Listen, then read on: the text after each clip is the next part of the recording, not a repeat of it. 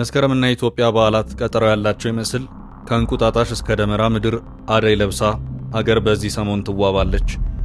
እኛም ለእናንተ የምንመኝላችሁ ልክ አገር በመስከረም እንደምትዋብ እናንተም ውበት እንድትደርቡ ነው።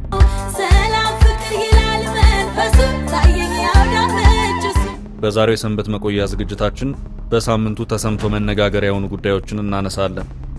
በመጀመሪያ ርዕሶቻቸውን እናስታውስ። ከአዲስ አበባ የሚያማምሩ ሰማይ ጠቀስ ህንጻዎች ጀርባ የወጣው አሳዛኝ መረጃ። አልሲሲ ዊሊያም ሩቶ ጉባ በመታየታቸው ክፉኛ ማዘናቸው ተነገረ። አዳዲሶቹ ጀነራሎች ምን እያሉ ነው? የዱባዩ አደገኛ ማፊያ በቁጥጥር ስር ዋለ። ውድ የፈታ ዴሊ ቤተኞች፣ ቀጥለን የእነዚህን አርዕስቶች ዝርዝር እናስደምጣችኋለን።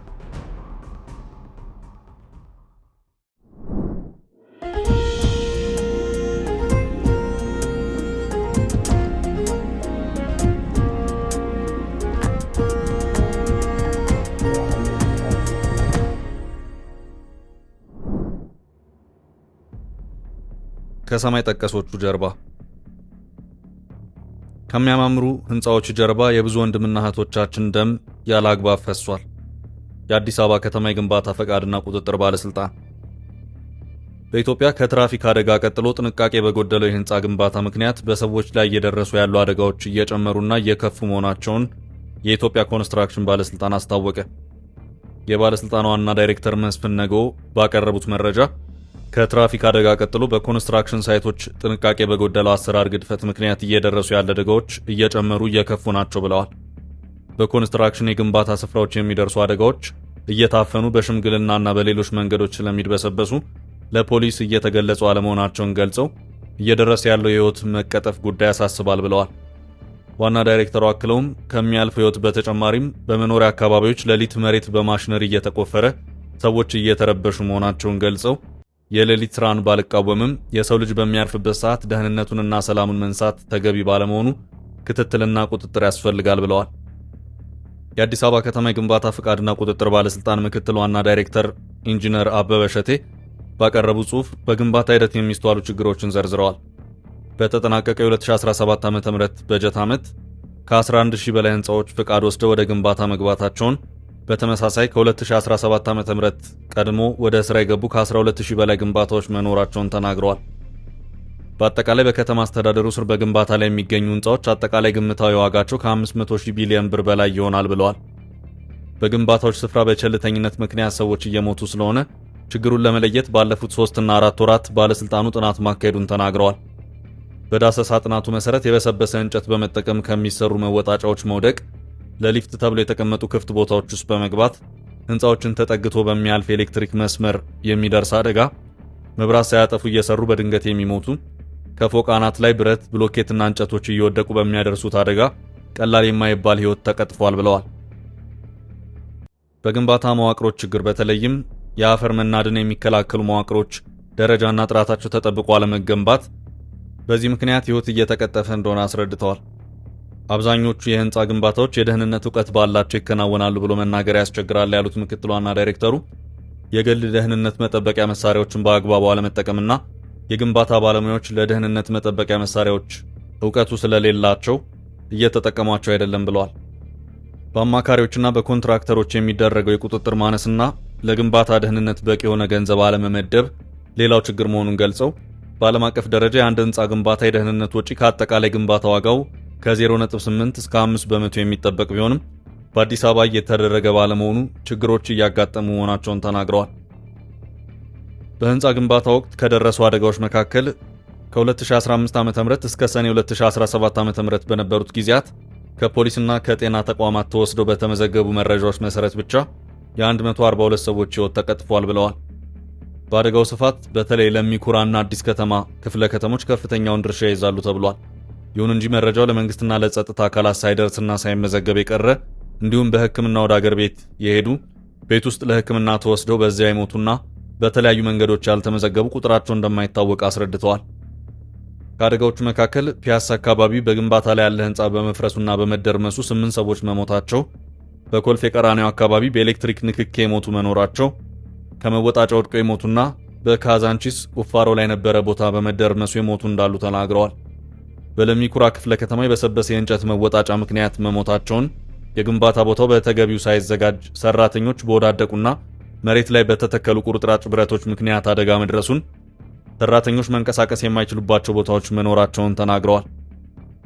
በአዲስ አበባ ከተማ ውስጥ እየተገነቡ ከሚገኙ ህንፃዎች ውስጥ 3544 የሚሆኑት ምንም አይነት የደህንነት ቅድመ ጥንቃቄ የማይከተሉ መሆናቸውን ገልጸው ግንባታዎቹ አደገኛ ተብለው የተፈረጁ ናቸው ብለዋል። ከወንጀል ተጠያቂነት አንጻር ህጉ አማካሪ ኮንትራክተርና ባለቤቱን ከ5 ዓመታት እስከ 15 ዓመታት እስራትና ተጨማሪ ገንዘብ ቅጣቶች እንደሚያስከትል ገልጸው ወደ ቅጣት ከመገባቱ በፊት ግን ኃላፊነትን በአግባቡ ለመወጣት ተገቢውን ስልጠናና የግንዛቤ ማስጨበጫ መስጠትና በቂ የሆነ የግንባታ ደህንነት መጠበቂያ ማቅረብ ያስፈልጋል ብለዋል። በግንባታ ቦታዎች የሚደርሱ አደጋዎችን ሪፖርት ማድረግ የለም ማለት ይቻላል ያሉት ምክትል ዋና ዳይሬክተሩ ኮንትራክተሩ አደጋ የደረሰበትን ሰው ወይም የሞተን ሰው ጠቅልሎ ወደ ቀብር ቦታ ቢወስድ ይሻሏል እንጂ በፍጹም ሪፖርት እየተደረገ አይደለም ብለዋል። ለአካባቢ ፖሊስ ወይም ለወረዳ የጤና መዋቅር አምቡላንስ ሲደወል እንጂ አደጋዎች ሪፖርት እየተደረጉ አለመሆናቸውን ተናግረዋል። የባለስልጣኑ ዋና ዳይሬክተር ኢንጂነር ህይወት ሳሙኤል በበኩላቸው በየዕለቱ በሚባል ደረጃ ህይወት እንደሚጠፋ ገልጸው ከላይ የቀረበው ድምር የሞቱ ሰዎችን ቁጥር ገላጭ አይደለም ብለዋል። አደጋው ከደረሰ በኋላ የሞት የአካል ጉዳትና የንብረት ውድመት ሪፖርት ሳይደረጉ በሽምግልና የቀሩ በርካታ መሆናቸውን ገልጸው ከሚያማምሩ ህንፃዎቹ ጀርባ የብዙ ወንድምና እህቶቻችን ደም ያለ አግባብ ፈሷል፣ ህይወት ያለ አግባብ አልፏል በማለት ሁኔታውን አስረድተዋል። ዋና ዳይሬክተሯ ወደ ተቋሙ በኃላፊነት በመጡባቸው የመጀመሪያዎቹ ወራት በቀን ከፖሊስ በሚመጡ ሪፖርቶች በግንባታ ወቅት የአንድ ወይም የሁለት ሰው ህይወት በማለፉ ምክንያት ማብራሪያ እንድንሰጥ እንጠየቅ ነበር ብለዋል። የአልሲሲ ኩርፊያ። የኬንያው ፕሬዝዳንት በህዳሴው ምረቃ ላይ በመገኘት ግብፅን ቅር እንዳሰኛት በይፋ ታውቋል። እንዳኮረፍን በይፋ ወቁልኝ ባዮቹ ደግሞ ግብጾቹ መሆናቸውም እንዲሁ ታውቋል። በታላቁ የኢትዮጵያ ህዳሴ ግድብ የምረቃ ስነ ስርዓት ላይ የኬንያው ፕሬዝዳንት ዊሊያም ሩቶ መገኘታቸውን ተከትሎ ግብፅ እውነቱ በናይል ተፋሰስ ውሃ ላይ እየተካሄደ ያለውን ድርድር የሚያበላሽ ነው ስትል ቅሬታዋን ገልጻለች ሲል የዘገበው ዘ ኬንያ ታይምስ ነው።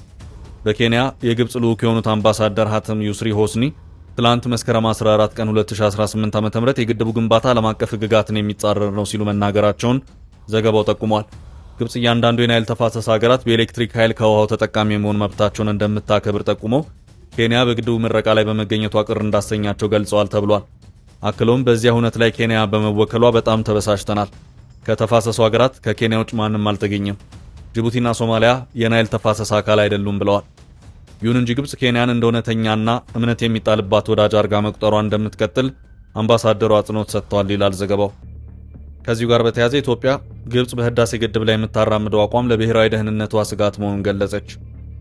በውጭ ጉዳይ ሚኒስትሩ ጌዲዮን ጢሞቴዎስ የተፈረመውና ለተባበሩት መንግስታት ጸጥታው ምክር ቤት የተላከው ደብዳቤ ግብፅ ኢትዮጵያ ላይ የምታሳየው ዛቻ የአፍሪካ ቀንድን ማተራመስ ቀጣይ ፖሊሲዋ መሆኑን ያሳያል ይላል። ደብዳቤው የግብፅ ባለስልጣናት ግድቡን መመረቅ ተከትሎ ለጸጥታው ምክር ቤት የጻፉትን የክስ ደብዳቤ በተመለከተም ኢትዮጵያ ከአባይ ውሃ የመጠቀም መብቷ ከማንም ፍቃድ መጠየቅ የሚያስፈልገው ጉዳይ አይደለም እንደሚል ተዘግቧል። የኢትዮጵያ አካሄድ በትብብር መንፈስ በሙሉ ግልጽነትና በመልካም እምነት ላይ የተመሰረተ ቢሆንም ግብፅ ከሰሞኑ ያስገባችው ደብዳቤ ያለምንም የትብብር መንፈስ የአባይን ውሃ በበላይነት በብቸኝነት ለመጠቀም ያሳየችበት ግልጽ ፍላጎት መሆኑንም ደብዳቤው ያስረዳል ተብሏል። ጄኔራሎቹና ብሔራዊ ጥቅም። ብሔራዊ ጥቅሞችን በማስከበር ሂደት ለሚመጣ የደህንነት አጣብቂኝ መከላከያ ሰራዊቱ ዝግጁ ነው። ይህን ያሉት በቅርቡ ከሀገሪቱ ፕሬዝዳንት እጅ የማዕረግ እድገት ያገኙት የጦር ሰራዊት አባላት ናቸው። የኢትዮጵያ መከላከያ ሰራዊት እንደ በውሃ የመጠቀም መብትና የወደብ ጥያቄ ያሉ ብሔራዊ ጥቅሞችን በማስከበር ሂደት ውስጥ ሊከሰት ለሚችል የደህንነት አጣብቂኝ መዘጋጀት እንዳለበት የሰራዊቱ ቃል አቀባይ ብርጋዴር ጀነራል ጌትነት አዳነ ተናግረዋል። በቅርቡ ለመከላከያ ሰራዊት አባላት ከፍተኛ ወታደራዊ መኮንኖች የተሰጠው የማዕረግ እድገት ተጨማሪ ግዳጅና ተልእኮንም ታሳቢ ያደረገ እንደሆነ የሰራዊቱ የሰው ሀብት አመራር ዋና መምሪያ ኃላፊ ሌተናል ጀነራል አጫሉ ሸለመ ገልጸዋል። ሁለቱ ጀነራሎች ከሳምንት በፊት የተሰጠውን የጦር መኮንኖች የማዕረግ እድገት በተመለከተ ማብራሪያ የሰጡት አርብ መስከረም 16 2018 ዓ.ም በኢትዮጵያ ዜና አገልግሎት በተላለፈ ቃለ መጠይቅ ነው። ባለፈው ሳምንት ቅዳሜ መስከረም 10 ቀን በጠቅላይ ሚኒስትር አብይ አህመድ አቅራቢነት ለ66 መኮንኖች የማዕረግ እድገት መሰጠቱ ይታወሳል። ከፕሬዝዳንት ታዬ አጽቀሥላሴ እድገቱን ከተቀበሉት የጦር መኮንኖች መካከል አራቱ ወደ ሙሉ ጀነራልነት ማዕረግ አግኝተዋል። የሙሉ ጀነራልነት ማዕረግ ከተሰጣቸው መካከል ከዚህ ቀደም በሌተናል ጀነራልነት ማዕረግ ላይ የነበሩት የጠቅላይ ኤታማዦር ሹም አማካሪ አለምሸት ደግፌና የመከላከያ ምህንድስና ዋና መምሪያ ኃላፊ ደስታ ብቻ ይገኙበታል። የመከላከያ ትምህርትና ስልጠና ዋና መምሪያ ኃላፊ ይመር መኮንንና የመከላከያ ኢንስፔክተር ኃላፊ ድሪባ መኮንንም ወደ ሙሉ ጀነራልነት አድገዋል። የሰራዊቱ የሰው ሀብት አመራር ዋና መምሪያ ኃላፊ ሌተናል ጀነራል አጫሉ ይህ የማዕረግ እድገት የተሰጠው የመከላከያ ሰራዊት ህጎችና አሰራሮች ተጠብቀው እንደሆነ ተናግረዋል። የማዕረግ እድገቱ ሲሰጥ ታሳቢ ከሚደረጉ መስፈርቶች ውስጥ ወታደራዊ ግዳጅ አፈጻጸም፣ የአመራር ችሎታ፣ ብቃት እና ስነ ስርዓት አክባሪነት እንደሚገኙበት ዘርዝረዋል። ሹመቱን የሚያገኙ መኮንኖች ስብጥር ኢትዮጵያን እንዲመስል ማድረግና ክፍት የሹመት ቦታ መኖርም ከግምት ውስጥ እንዲገቡ አስረድተዋል። ሌተናል ጀነራል አጫሉ ሹመት ቀጣይ ሊኖር የሚችለውን ግዳጅ መሸከም እንዲችል ኃላፊነትን ተቀብሎ የመስራት ጉዳይ መሆኑን ተናግረዋል። የጦር መኮንኖች ወታደራዊ ሹመት የሚያገኙት ተጨማሪ ግዳጅና ተልዕኮ መሸከም እንደሚገባ ታሳቢ ተደርጎ እንደሆነም ገልጸዋል።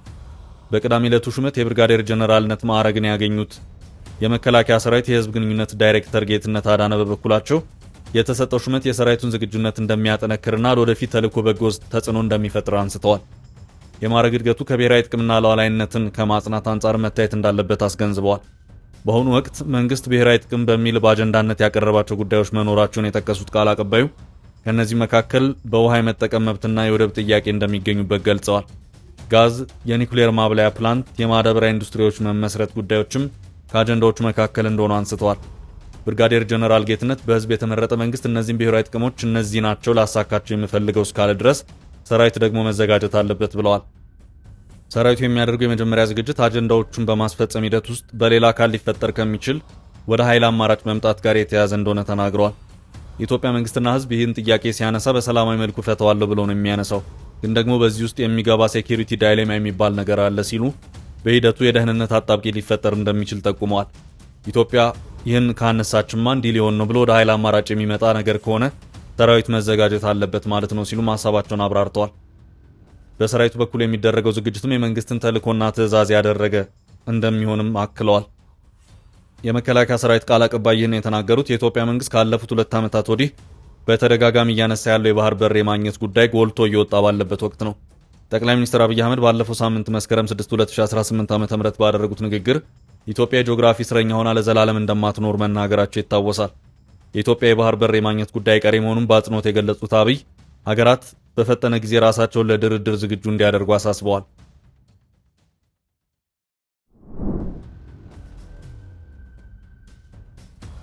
የዱባዩ ማፊያ። ቢቢሲ ከቀናት በፊት የሰራው ዘገባ እጅግ ዘግናኝ ነበር። አፍሪካዊ ሴቶች ወደ ዱባይ ሲሄዱ የሚገጥማቸውን ከቃል በላይ የሆነ አስነዋሪ ድርጊት በግልጽ ያሳያል። ቻናላችን ፈታ ዴሊ ይህን በሚመለከት በቀጣይ ሙሉ ዘገባ ይዞላችሁ ይቀርባል። ለዛሬ መረጃውን እናስቀድም።